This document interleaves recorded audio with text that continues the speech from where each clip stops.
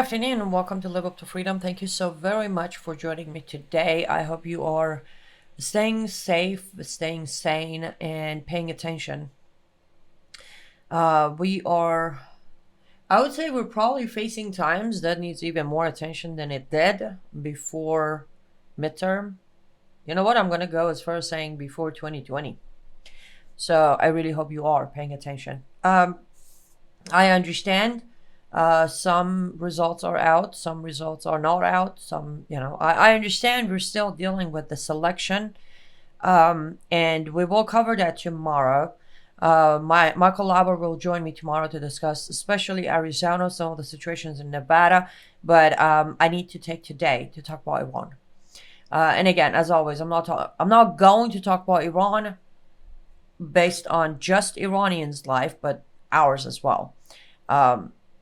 There are some good, some terrible, some not so important updates that I need to cover. I have to. So I hope you still stick around and take this information to heart at least.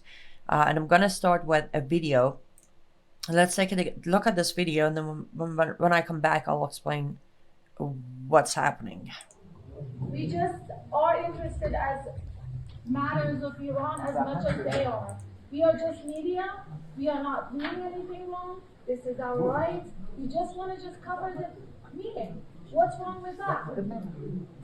I'm just asking a simple question. Why aren't we allowed to be here? The meeting is suspended for a moment. Why the government is so scared of us? What is wrong that you're doing? If you're not doing anything wrong, if you're not killing the people of Iran, why are you so scared of our media? We are just here to cover the meeting. What is wrong with that? What is wrong with covering the media? آقای غریب آبادی، چرا ما بعد از این جلسه بریم بیرون؟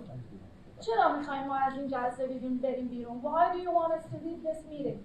I'm just asking a simple question. I'm not asking anything regarding the protests in Iran. I'm asking just a simple question. Why do you want us to leave this meeting? چه کشور ما هر موضوعی، هر کشوری و هر چیز اینترنشنالی رو توی سازمان ملل کاور میکنیم. چرا این جلسه رو نتونیم کاور بکنیم؟ We are covering everything that happens in the United Nations. Why can we cover this? Mr. Chair, why can we cover this meeting?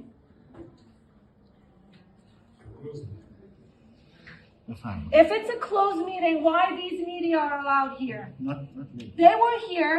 They weren't asked to leave. But as soon as we walked in, as soon as I personally walked in, I was asked to leave.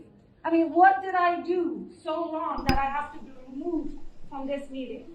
Mr. Chair, is it weird to be sitting next to somebody who's representing the Islamic regime, killing protesters and talking about human rights at the same time? There are 13,000 people in jail right now in the last 4 weeks. Mrs. Elahian, weren't you someone who literally signed a document to prosecute the protesters? And now you want us to leave this meeting? You shouldn't even be allowed here at the United Nations because your hands are literally full of people's blood. I'm going to leave this meeting, but you're never going to leave the people's mind for what you've done to your own people, for killing your own people. And now you're removing me from this meeting only because I'm doing my duty, my job as a journalist? Thank you so much. Thank you. Let's start from the top. Yet again, Islamic Republic of Iran's officials here in America. This was a meeting of UN in New York. Yet again, we are issuing visas for Islamic Republic of Iran's officials to come to America under UN meetings and UN events and UN this and UN that. As she mentions on the video, everybody's allowed in the room except her, which is, I think, speaks volume. So they actually removed BBC Persia reporter and Iran International reporter. They removed those, just those two from the room. And just in case, because I know there was no subtitle, there's one part when the Iranian government official answers her as to why she shouldn't be in the room. And his answer in Farsi is, what happens in Iran is none of your business. I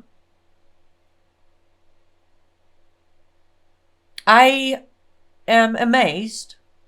No, I'm not amazed. I'm disgusted that with everything going on in Iran, with number of kids killed, which I believe as of right now we're on 42 kids were killed in last 50 some days of the revolution in Iran. Kids. So let's just start here. What is Iran even doing sitting in United Nations meeting? Yeah, I know you're probably all screaming UN is a joke. But every single entity in this world has become a joke because we have failed to stop what they're doing. We have failed to even pay attention. We have failed to take action against their wrongdoing. So I'm just going to put that out there. But yeah, 42 kids killed, many adults killed, tens of thousands in prison, and tens of thousands possibly soon be executed for opposing tyranny. And Iran still has a seat in every single meeting of United Nations. And Iran still gets visas to come to America, United States of America, freely walk around our streets, enjoy, as somebody said, enjoy their good bourbon in America, and then sit there and discuss decisions for future of human society, which I should probably say, congratulations, now we are 8 billion people on planet Earth, as UN announced this morning. That's 8 billion. Earth is home to 8 billion humans. So Iran sits there and make decisions for everybody. I guess, what do I know? What do I know? It's not like I was born in that country. It's not like I was abused in that country under given laws. It's not like I had to escape, make my way to America with a promise of freedom here in America. I mean, none of that. It was all a dream, right? And again, as always, it is not being reported anywhere. Nobody's talking about the fact that yet we have Iranian officials here in America.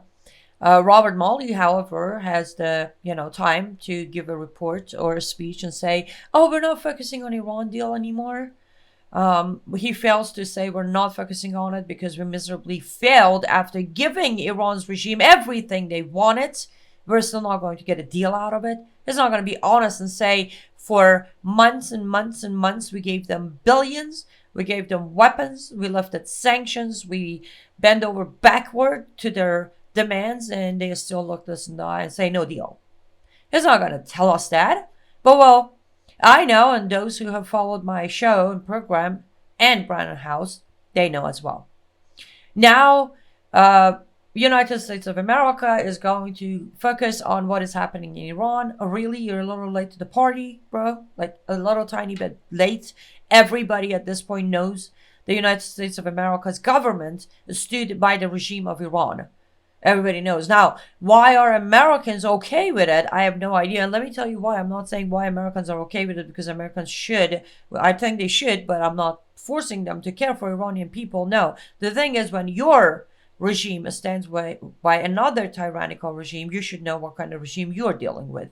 That's where the care should come in inside America. Whoa, wait a minute.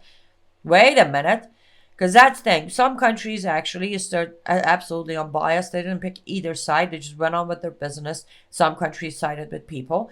The United States of America absolutely sided with the regime, absolutely stood by the regime, and funded the regime during this revolution from day one to today.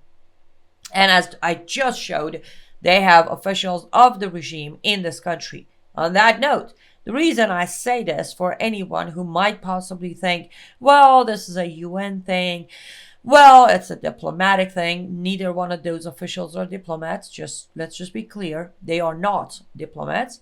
But let's go quickly to our neighbor, Canada. Canada. The country that during COVID came out as one of the most tyrannical countries. The country that its own citizens do speak out every day, all day long. Its citizens do reach out to me sometimes regarding issues. The country that I had to travel to give a speech about back then, Motion M103, because they were trying to push Islamophobia. That Canada officially called Islamic Republic of Iran's entire system terrorist and banned all the officials from ever entering Canada. From the supreme leader all the way to these guys who were sitting at the table on that video. Canada did it. Canada did it. I am not overriding all the wrong Canada has done or all the horrible things Trudeau has done. Please do not get me wrong. That is not what I'm saying. What I am saying is, for anyone who thinks United States of America has no power over stopping these officials coming to the country, well, I don't know what you understand of the concept of government, but they do. Let's not mention it's an old argument that I don't even know why we even have United Nations headquarters in America. I honestly, why are we even part of UN? So many questions with clear answers, but answers that there's nothing anybody's willing to do anything about, Anyhow, so yes, congratulations to Canadians, because at least I can tell you this much. At this point, for once, your government has shown way more strength than ours. So if anyone is watching from Canada, I would say you should feel really good about yourself right now, because at least for once, Trudeau has put on his big boy pants and made a decision that I personally was absolutely surprised when I heard. I'm like, whoa, wow, Trudeau. So good for him for once doing the right thing, and for once actually taking a huge risk, because, well, it's Islamic Republic of Iran's regime. They have their soldiers everywhere. So in retaliation, they could possibly start, doing Islamic Jihad attacks in Canada. So, yep, good move. Back to America now. We're still stuck with the same cowardice, greedy, evil, tyrannical government. As I said on my show yesterday, there are many issues. Nobody can deny it. And then you line them all up, they all chain into one root or one puppeteer or one bigger problem, which is the American government. Islamic Republic of Iran, I said this at the beginning of this revolution, and it was interesting when last week or week before I was getting comments or messages of, well, you said this is it. You said they will be toppled. Doesn't look like it. Well, revolutions don't happen overnight. They don't. The 79 revolution is in the record for one of the fastest ones. And that is still took 17 months to be finalized. 17 months. So I think, it comes tomorrow, marking 60 days in 2 months of this revolution. I don't think anybody should give up hope yet. But I will say this. Regime in Iran will be gone. But we will be left with our regime here, added with whomever they give a safe haven here in America of the Iranian regime. So it is time to stop denying reality. I had a discussion last night with a very dear friend of mine, and very bluntly, I actually told her, I said, you have got to deny reality. You have got to repeat what you hear, which is, oh, we're in trouble, or they're taking our freedoms. Stop that and genuinely sit there and think. Genuinely dissect these freedoms that you constantly talk about. And then open them up and then look into how much of it you are practicing, how much of it you're not practicing. Which was then a discussion that I figured I will bring to my show today after I give you the update of, well, here we go, we still have Islamic regime officials right here, and we side with them. And then I'm going to talk about that, but we're halfway through the show, and as you know, I need to take a quick break. Let's go take a break from our sponsors, and when we come back, I want to dissect that. Let's stop denying the reality and dig into real freedoms that we talk about losing every day, and how we somewhat have the illusion of the freedoms that we're trying to fight for. Don't go anywhere. I'll be right back. Hello, I'm Mike Lindell, and I'm excited to announce my new product, My Coffee. I get products all the time from entrepreneurs for my new platform, mystore.com. And when I tried My Coffee for the first time, I was blown away. It is the best coffee I've ever had in my life. I spent the last 4 months doing my due diligence, and this family-owned business micromanages every step from the fields to the cup to ensure the best quality coffee you're ever going to have. It starts with the beans that are grown in Honduras. Honduras's volcanic soil and humid climate make the perfect growing conditions for coffee plants, which produce the best beans ever. Then each batch is tested for its aroma, taste, and other aspects to meet the highest standards in the coffee industry. And after that, it goes into production, which is all done right here in the USA. It's like you're getting that small batch specialty coffee, but delivered right to your front door. So go to mystore.com or call the number on your screen. Use the promo code and you'll get your very own My Coffee for 25% off. You guys all know that I've traveled the country for the past year and a half. I've stayed in hundreds of hotels. I've tried every coffee out there. Well, some of the coffees have that terrible aftertaste, some that leave me jittery, or I get an upset stomach. Well, My Coffee is different. It's the richest, smoothest, best coffee I've ever had. My Coffee comes in a variety of flavors. You get them ground or whole bean. Plus, it's certified organic and non-GMO.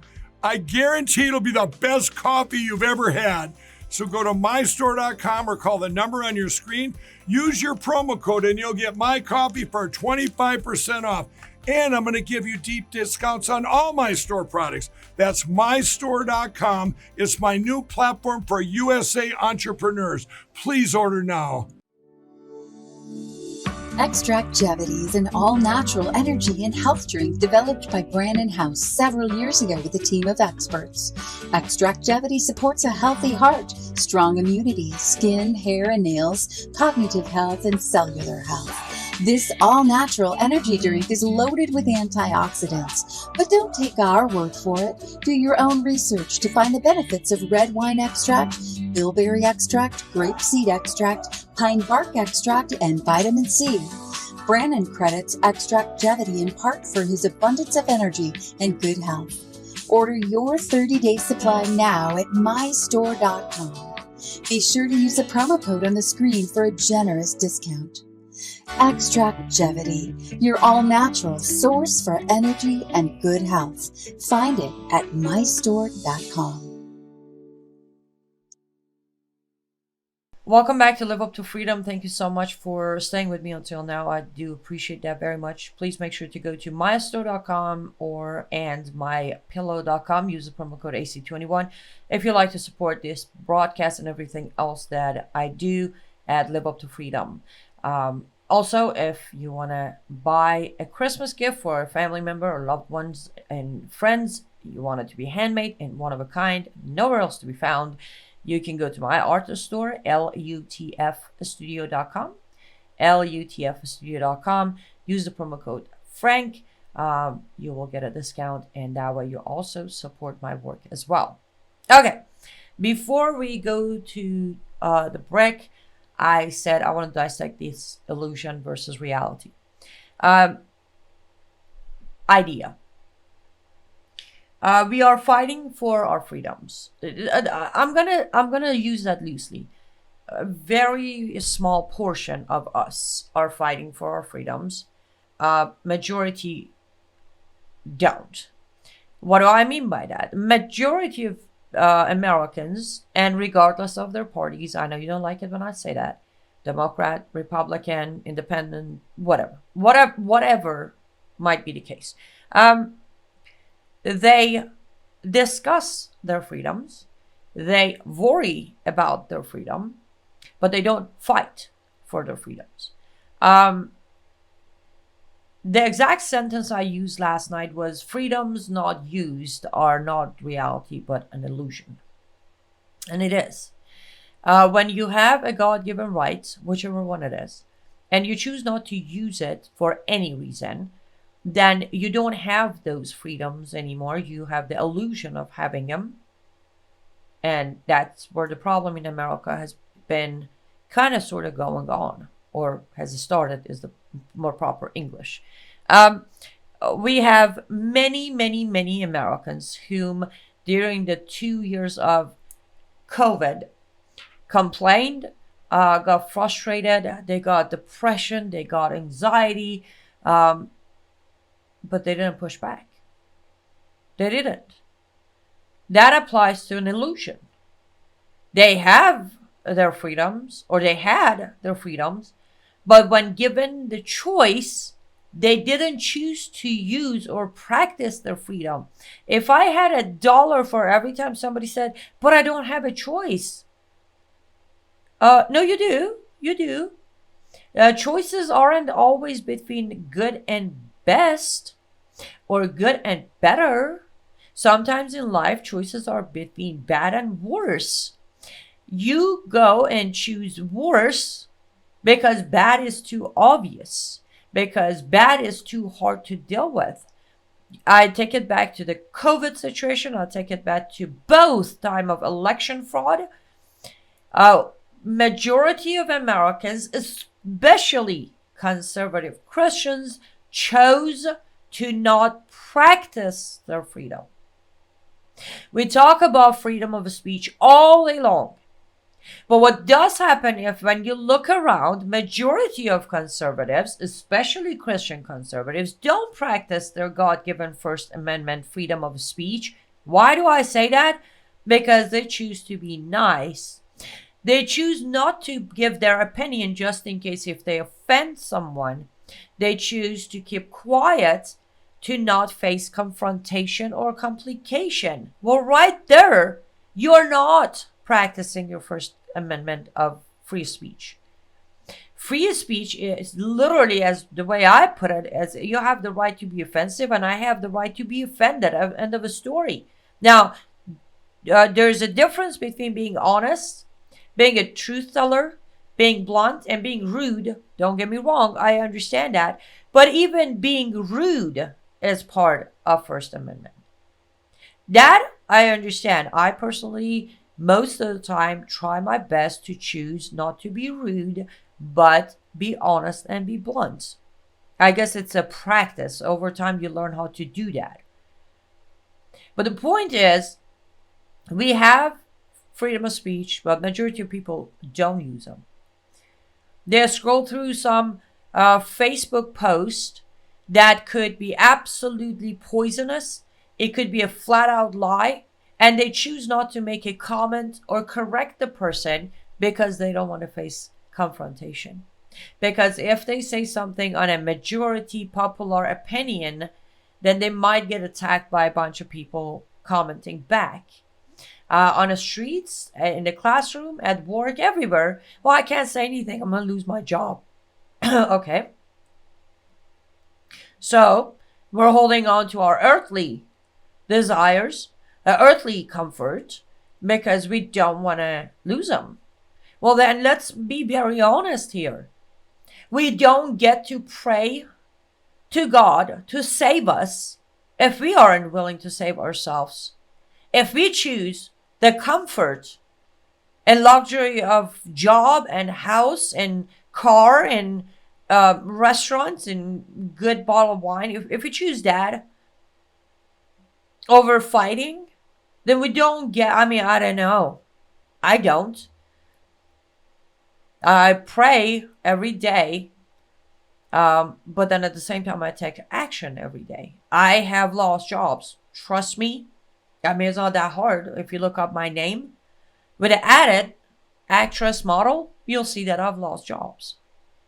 A very comfortable, very luxurious, very high-paying job that I chose to lose before I would choose to not practice my God-given rights in America. But again, someone like me, I had to earn my freedoms here.